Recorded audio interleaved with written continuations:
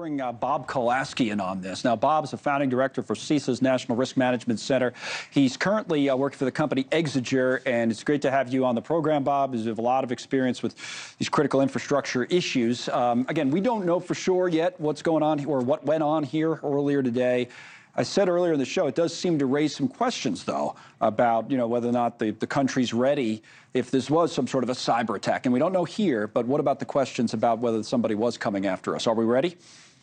Yeah, sure. I appreciate Evan's reporting there that at this point there's nothing that we've seen that would indicate that this is a cyber attack. And I would have been one of those government officials looking at that question. And it's important that that gets investigated. It's important that the FBI and CISA and the Federal Communications Commission have access to what AT&T is learning about, so that we can confirm with certainty that it was not a cyber attack. Outages like this, the ability for a cyber attack to cause outages like this, if an adversary tries to do something like that, we still think that that's a plausible thing that could happen. And so having the testing what would happen with outages and how resilient the system is to phone service being down gives us a way to test how resilient we could be if there's a cyber attack that would have this level of consequences. Again, there's no reason at this point to think there is. The good news is the service is back up and running, and there's probably have not been significant cascading impacts on other critical infrastructure from AT&T being down. That's always something that I used to worry about is, one thing happens and that causes cascading impacts, causes systemic effect, and all of a sudden, communities are in real bad shape. In this case, it doesn't seem to have happened. I was thinking about it earlier. It's just we're so reliant on our cell phones. We have been for years, but now even older people don't have, in many cases, landlines anymore. Hardly anybody does. I mean, some people do, but I don't know very many people have a landline phone in their house, right? So the USA Today headline I'll put up that the phone companies want to eliminate traditional landlines.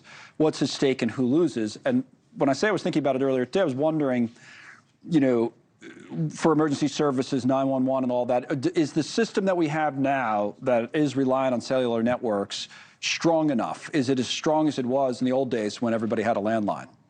So on emergency services, the good news is we've invested since 9/11 in something that the Department of Commerce stood up, the FirstNet services, which AT&T actually operates, which emergency services have access to. So they're not reliant on only traditional cell networks. And from FirstNet's reporting today, their services were able to withstand outages. So there have been investments made in redundant 911 capabilities, E911 capabilities. I don't think for emergency services going back to landlines is the answer. Right. I am a fan of consumer choice, so I hope the companies enable consumers who want to have access to landlines to continue to have access to landlines for their own preference and their own personal preparedness, because they may not have access to emergency service backup capability. But I don't think as a nation we need to have, terrestrial landline backups when we've made such an investment in E911 and 911, and in FirstNet. Right. Okay, that makes sense. I just wanted to ask about that. We had a congressman on, Democrat from Maryland, Congressman Ivey, and we talked a little bit about this last hour. I want to play part of what he said, and then we can talk about that. Here's the congressman. What we need to do is do an assessment and make sure we understand all of the threats that are potentially out there. And remember that the threats are evolving radically and quickly, especially to the extent they're starting to integrate AI capabilities. We've got to make sure that we're changing and protecting ourselves and moving as quickly as those threats are. Are we, Bob? I mean, that's the question. Again, we don't think or we don't know that there was any kind of a attack in this case, but are we ahead of the game? I think I asked you this last time we were around. It brings up the question here specifically with communications infrastructure with so many threats out there. Yeah, before we get to AI with communications infrastructure, let's think about things. And there was some reporting about potential impacts of geomagnetic disturbances, space weather. That's something that could impact communication systems. So building resilience to space weather, natural disasters.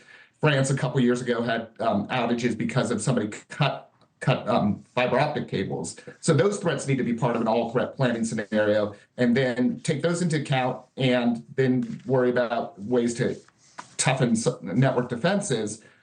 It all ends with the story, however, of a service not being available and having to plan for operating with a degraded service. So it isn't, let's not get locked into what the cause of something, of a communication system not working, but let's plan for failure and build resilience against the failure and continue to build redundancy into that. And that's what I would like to see a lot of the focus coming out of this. Let's learn the lessons from this and build and encourage more investments in resilience. systems seem to be resilient this time, but maybe won't be next time. Okay, all makes sense to me, Bob. Thank you. A lot of expertise in government for years. Bob Kolasky is now at the company Exiger. Thanks for coming on again. We appreciate that.